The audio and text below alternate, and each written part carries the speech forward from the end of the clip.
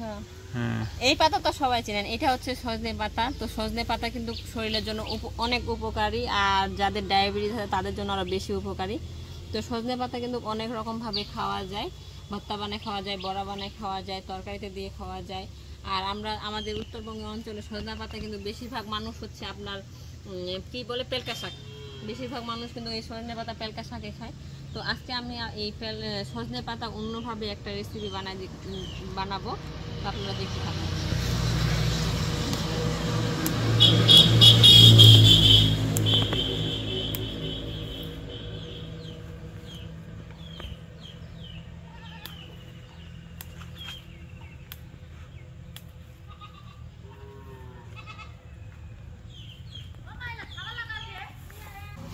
নিব হচ্ছে ছোট্ট সামান্য একটা পেঁপে, বেশি বড় নেব না।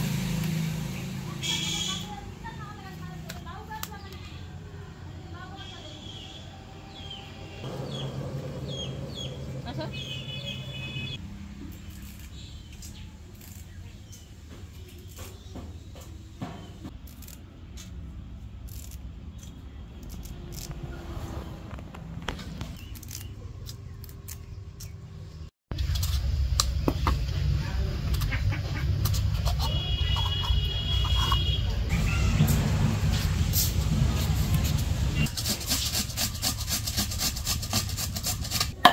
কাজে তো খাই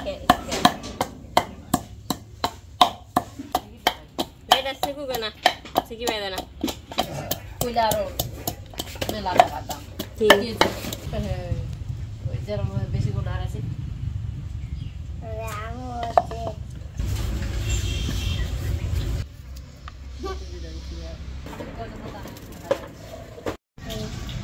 পানি জমি আছে।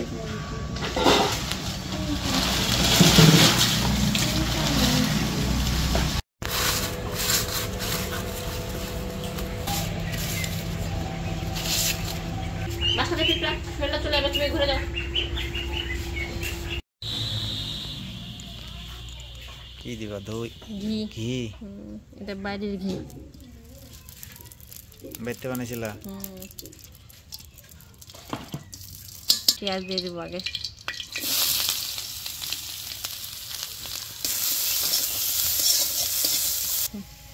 অল্প করে দেবো।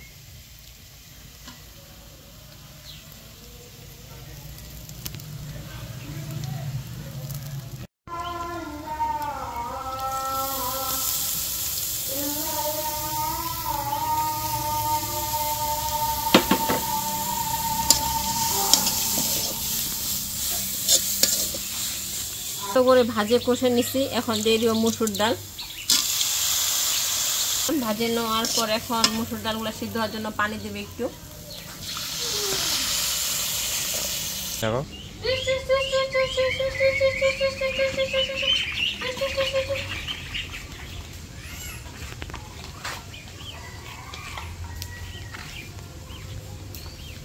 একটু পানি দিলাম না, শুকনো হয়ে গেছে, বেশি গরম লাগে যাবে, পানি ফেলেছে। মসুর ডাল দিয়ে এখন দিয়ে দিব সজনা পাতা। মসুর ডালটা কিন্তু সিদ্ধ হয়ে আসছে, এখন সজনা পাতা দিয়ে দিচ্ছি। এখানে কিন্তু আপনারা টমেটো ব্যবহার করতে পারেন, তো আমাদের হাতের কাছে এখন টমেটো নাই, এই জন্য টমেটো দিচ্ছি না। আপনাদের যদি বাসায় টমেটো থাকে তাহলে দিয়ে দিবেন, টমেটো দিলে আরো বেশি ভালো হবে।